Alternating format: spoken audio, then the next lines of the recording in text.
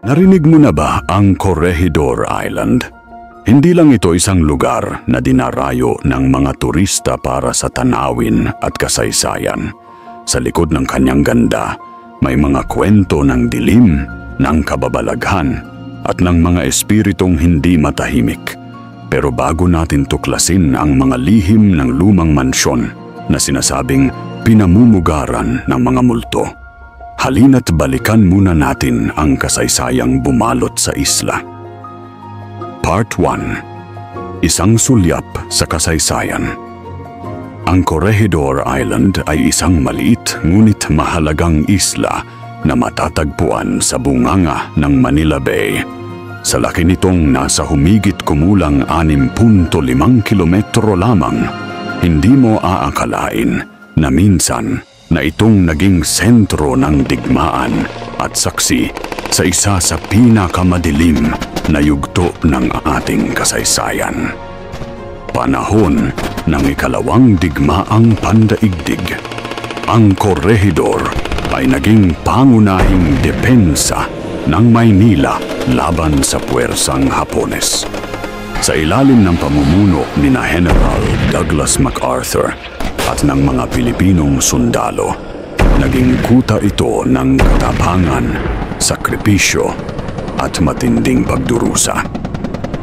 Ang isla ay pinangalanang The Rock, hindi dahil sa tibay ng bato nito, kundi sa katatagan ng mga taong nagbuwis ng buhay dito. Ang mga tunnel sa ilalim ng lupa, gaya ng Malinta Tunnel, ay nagsilbing kanlungan ng mga sundalo at sibilyan habang walang patid ang pambobomba ng kalaban. Hindi mabilang ang mga buhay na nawala. Sa bawat sulok ng isla, tila may bakas ng kasaysayang naliligo sa dugo. Maraming sundalo, parehong Pilipino at Amerikano, ang hindi na muling nakabalik. At sa kabila ng matinding paglaban, tuluyang bumagsak ang Corregidor sa kamay ng Hapones noong Mayo, 1942. Ngunit ang pagkatalo ay hindi naging katapusan. Ang alaala ng kanilang kabayanihan ay nananatili sa mga guho, sa mga pangalan na nakaukit sa mga lapida, at sa mga kwentong patuloy na isinasalaysay hanggang ngayon. Ngunit sa bawat lugar na pinagdanakan ng dugo, sinasabi ng matatanda, ay maaaring may naiwan hindi lang alaala, kundi kaluluwa. Ang tanong, ang mga anino ba ng nakaraan ay nananatili sa isla? Bago natin ipagpatuloy, i-like mo muna ang video at mag-subscribe ka sa channel. Dahil sa susunod, sisilipin natin ang kasaysayan ng isang mansyon sa Corregidor. Isang tahanan ng mga multong hindi matahimik. Part 2. Ang madilim na kasaysayan ng mansyon. Sa isang liblib na bahagi ng Corregidor Island, may isang istruktura na tila hindi lumilipas sa paningin. Isang lumang mansyon na nakatayo sa gitna ng mga puno at guho ng digmaan. Maraming taon na ang lumipas, ngunit ang kanyang anyo ay nananatiling matatag. Animoy bantay ng nakaraan. Ang mansyon na ito, ayon sa mga tala ng kasaysayan, ay itinayo noong unang bahagi ng ika-20 siglo bilang tirahan ng isa sa mga mataas na opisyal ng militar na Amerikano. Isang lugar ng kapangyarihan, opisyal na pagpupulong, at ayon sa bulong-bulungan, mga lihim na hindi kailanman naisulat sa aklat ng kasaysayan. Sa araw, ang mansyon ay puno ng sigla. Dito ginaganap ang mga pagpupulong, mga salo-salo, at mga pulong militar. Ngunit pagsapit ng gabi, May mga kwentong hindi maipaliwanag ang nagsimulang umusbong. May mga sundalong nakaririnig ng yabag sa itaas na palapag, kahit wala namang tao roon. May mga ilaw na kusang namamatay at nabubuhay. At higit sa lahat, may mga nakikitang anyo na biglang lumilitaw sa mga bintana. Isa sa mga pinag-uusapang insidente ay ang misteryosong pagkawala ng isang batang sundalo. Ayon sa mga ulat, huling nakita siya habang tumatakbo patungo sa mansyon isang gabing madilim at maulan. Hindi na siya muling nakita. Maging ang kanyang bangkay ay hindi na natagpuan. Simula noon, may nagsasabing may naririnig silang iyak ng bata tuwing 2:00 ng madaling araw, ang parehong oras na siya'y nawala. Ang mga kasulatan ay may pagkukulang. Wala masyadong detalyeng isinulat ukol sa mga anomalya sa loob ng mansyon. Ngunit ang mga kwento ay naipasa-pasa sa mga sundalong nanilbihan sa isla, sa mga tagapangalaga ng lugar, hanggang sa mga lokal na gabay na ngayoy may sarili ng bersyon ng kanilang nakita o naramdaman. May isang kasaysayan rin ukol sa isang ginang na di umano'y asawa ng isa sa mga opisyal na nanirahan sa mansyon. Isang araw, natagpuan siyang wala ng buhay sa kanyang silid. Ang sabi ng iba, nagpakamatay siya matapos malaman ang pagkamatay ng kanyang anak sa digmaan.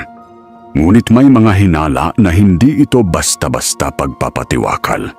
Maraming tanong ang naiwan at maraming kababalaghan ang nagsimulang lumitaw mula noon. Ang kanyang silid ay nananatiling nakasara hanggang ngayon. Wala ni isa mang matapang ang nagtatagal doon ng mahigit sa 5 minuto.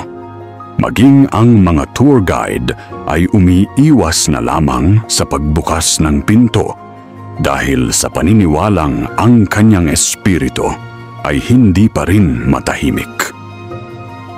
Hindi matiyak kung alin sa mga ito ang totoo at alin ang katang-isip. Ngunit sa mundo ng mga kwentong kababalaghan, ang bawat bulong ay may pinanggagalingan. At kung ang mga pader ng mansyon ay marunong lamang magsalita, marahil ay ikukwento nila ang mga sigaw ng nakaraan. Kung umabot ka sa parte ng video na ito, i-comment mo naman kung taga saan ka para malaman natin kung hanggang saan ang inabot ng video na ito.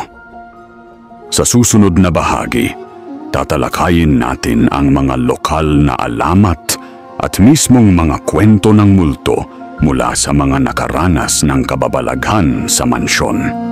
Huwag kang bibitaw. Part 3. Mga alamat at multo ng mansyon. Sa puntong ito, narinig na natin ang kasaysayan ng Corregidor at naalamnan na tayo ng kababalaghan sa likod ng lumang mansyon. Ngunit sa mga lokal na nakapalibot sa isla, mga gabay, mangingisda at dating sundalong nagbantay sa lugar, buhay na buhay ang mga kwento ng multo. Mga kwentong hindi mo basta-basta mababasa, kundi isinasalaysay lamang kapag ikaw ay nandoon na mismo sa harap ng kadiliman. Isa sa mga pinaka-popular na alamat ay tungkol sa tinatawag nilang bantay ng mansyon. Isang matandang sundalo, nakasuot pa rin ng lumang uniporme ng Amerikano, ang sinasabing gumagala sa paligid ng gusali tuwing 10 oras ng gabi. Ayon sa mga gabay, siya raw ay isa sa mga namatay na tagapagtanggol ng isla at kahit patay na, ay patuloy pa ring tumutupad sa kanyang tungkulin. May mga turista at security personnel na nakakita umano sa kanyang figura. Tahimik, palakad-lakad, hawak ang kanyang ripleng luma at biglang nawawala kapag tinangka siyang lapitan. May isa pang kwento tungkol sa isang batang babae na madalas na makikita sa bintana ng mansyon. Hindi siya kilala at walang tala ng batang nanirahan sa lugar.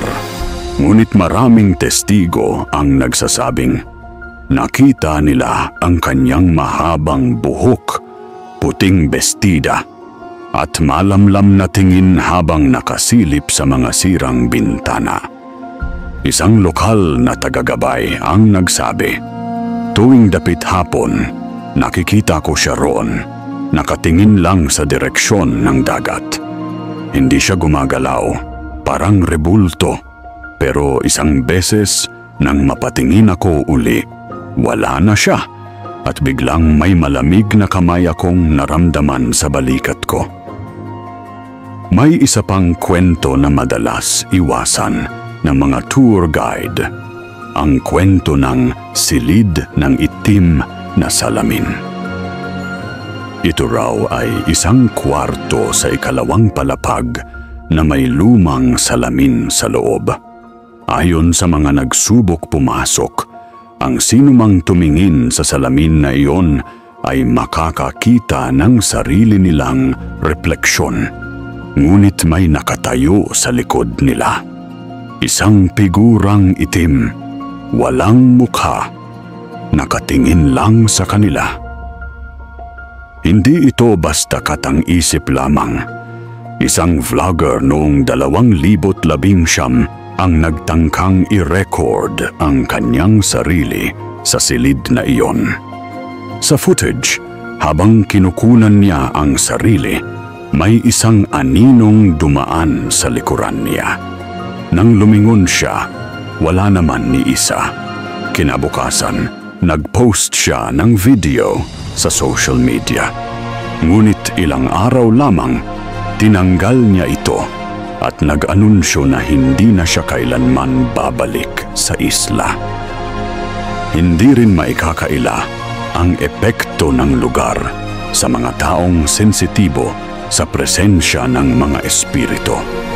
Ayon sa isang psychic na dinala ng isang dokumentaryo team noong 2005, ang mansyon ay parang vortex. Nakabukas ito at may mga kaluluwang natrap sa pagitan ng mga mundo. Hindi sila masaya, hindi rin sila galit, pero naroon sila, laging naroon. Ang mga aparatong EMF o electromagnetic field detectors na ginagamit ng mga paranormal investigators ay biglang gumagana kahit walang kuryente sa gusali. May mga temperatura ring biglaang bumabagsak sa loob ng ilang bahagi ng mansyon na tila may presensyang dumadaan. Ang mga kwentong ito ay hindi basta kwento lamang. Sila'y salamin ng ating takot, ng ating pagkausisa, at ng ating pagnanais na maunawaan ang hindi maipaliwanag. Bago natin ipagpatuloy, i-like mo muna ang video at mag-subscribe ka sa channel. Sa susunod na bahagi, susubukan nating tuklasin ang kasalukuyang kalagayan ng mansyon at ang mga kakaibang karanasang dinaranas ng mga bumibisita rito hanggang ngayon. Part 4. Pagsilip sa mansyon ngayon. Pagkalipas ng dekada, mula nang humupa ang putukan at tumahimik ang isla ng Corregidor, nanatiling nakatayo ang lumang mansyon, tila isang tahimik na testigo sa madilim na kasaysayan ng nakaraan. Ngunit ang katahimikang ito ay may kasamang bigat, parang laging may nagmamasid kahit walang tao sa paligid. Ngayong mga araw na ito, maaaring bisitahin ang mansyon bilang bahagi ng ilang tour packages sa isla. Ngunit hindi lahat ay handang tumuloy. Ang mismong mga gabay ay may paalala. Huwag lalayo mag-isa. Huwag kang basta-basta papasok kung hindi mo alam ang nilalakaran mo. Sa labas, makikita ang mga bakas ng digmaan, mga tama ng balas pader, mga nabiyak na haligi, at mga bintanang butas-butas, tila ba binutas ng panahon at alaala. Ang mga damo at ugat ng punong kahoy ay nagsimulang angkinin ang ilang bahagi ng estruktura. Parang pilit na ibinabalik ito sa lupa. Sa loob ng mansyon, amoy mo agad ang halumigmig. Amoy alikabok, amag at lumang kahoy. Ang ilang bahagi ng kisame ay gumuho na. Ang mga silid ay halos wala ng laman, ngunit ang atmosfera ay hindi maikakaila. May presensya. At kung minsan, ayon sa ilang bisita, may mga bulong na naririnig. Wala namang tao. Isang grupo ng mga estudyante mula sa Maynila ang nag-field trip dito noong 2016. Isa sa kanila, si Angela, ay nawalan daw ng ulirat sa loob ng mansyon. Ayon sa kanya, matapos siyang mahimasmasan, may babaeng humawak sa kanyang kamay at bumulong sa kanyang, "Huwag ka nang bumalik." Nang ipinareplay ang CCTV mula sa labas ng mansyon, wala raw ibang pumasok sa oras na iyon kundi si Angela. Maraming paranormal investigators ang nagpunta na rin dito. Isa sa kanila, si Mang Lando, ay mahigit 20 taon nang sumusubok tuklasin ang mga kababalaghan sa Pilipinas. Ayon sa kanya, iba ang mansyon na ito. Hindi lang ito may multo. Ang mismong lupa ay parang may sugat. Sinukat niya ang electromagnetic field ng paligid.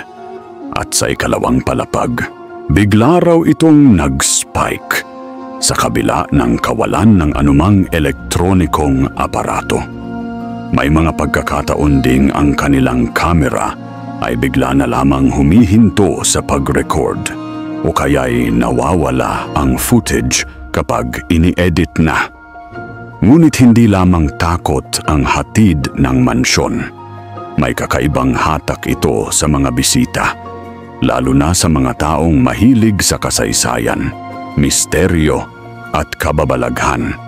Parang sinasabi ng gusali, "Halika, alamin mo kung ano talaga ang nangyari." At sa bawat pagpasok ng isang bisita, isang bagong kwento ang nabubuo.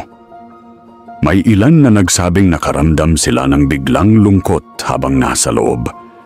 Ang iba na may parang naramdaman nilang may tumitingin sa kanila mula sa dilim.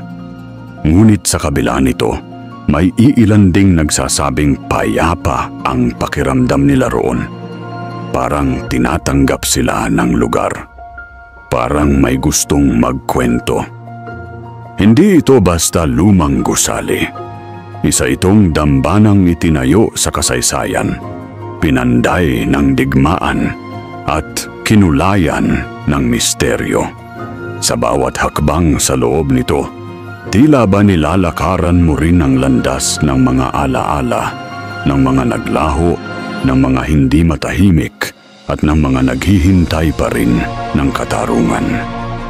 Sa huling bahagi ng ating paglalakbay, pagbubuuin natin ang mga natutunan at susubukang unawain kung bakit hanggang ngayon ay kinikilabutan pa rin ang marami sa pangalan pa lang ng mansyon ng Corregidor. Kung nagustuhan mo ang parteng ito, huwag kalimutang i-like ang video, i-share sa iyong mga kaibigan, at mag-comment kung may karanasan ka sa mga lugar na misteryoso. At syempre, subscribe na para hindi mo ma-miss ang huling bahagi ng ating kwento. Part 5. Isang nakakakilabot na wakas. Habang unti-unting nilalamon ng dilim ang tanawin sa Corregidor, kasabay rin nitong lumalalim ang misteryong bumabalot sa lumang mansyon. Ang bawat haligi nito ay tila may isinusumpa, at ang bawat pader ay tila baga may mata, nakamasid, nakikinig, at naghihintay ng susunod na kwento. Hindi ito basta kwento ng kababalaghan. Ito'y kwento ng kasaysayan, ng pagdurusa, ng mga nilalang na hindi na muling nakatawid sa liwanag matapos ang digmaan. Ang mansyon ay hindi lamang isang gusali. Ito'y isang libingan ng alaala. Ngayong natunghayan natin ang kasaysayan, ang mga alamat at ang kalagayan ng mansyon sa kasalukuyan, isa lamang ang malinaw. May mga puwersang hindi natin lubos na mauunawaan. At habang pinipilit nating intindihin ang kanilang presensya, mas lalo tayong nalulubog sa bangin ng tanong. Bakit nananatili sila rito? May mga nagsasabing ang mga multo ay mga ala-ala lamang na tumangging maglaho. Ngunit sa Corregidor, at lalo na sa loob ng mansyong ito, tila hindi sapat ang paliwanag na iyon. Parang may sugat sa mismong kaluluwa ng lugar. Isang sugat na hindi pa rin gumagaling. Sa huling tala, may mga ulat pa rin ng mga bagong karanasan sa mga bumibisita. Minsan ay sa anyo ng biglaang paglamig ng paligid. Minsan ay may mga mata na tila nakasilip sa basag na bintana. At minsan ay simpleng pakiramdam lang na hindi ka nag-iisa. Hindi man natin masagot lahat ng tanong, may isang bagay tayong napatunayan. Ang kasaysayan, lalo na ang madilim na bahagi nito, ay may sariling buhay. At sa mga lugar na tulad ng Corregidor Mansion, ito ay humihinga, kumikilos, at patuloy na nagsasalita. Kaya kung sakaling mapadpad ka sa isla at maglakad sa lilim ng mansyon, makinig ka. Dahil baka may gustong magkwento sa'yo. Kwento ng digmaan, ng pagkawala, ng pananabik at ng paghihintay. Mga kwentong hindi na isulat sa aklat ng kasaysayan. Mga kwentong binubulong sa hangin. Ang Corregidor Mansion ay nananatiling isang palaisipan. Isang patunay na hindi lahat ng multo ay makikita sa anino. Ang iba ay nasa alaala, nasa puso ng bayan, at nasa bawat kwento nating muling ikinukwento. Kung umabot ka hanggang sa dulo ng ating kwento, maraming salamat sa iyong pakikinig.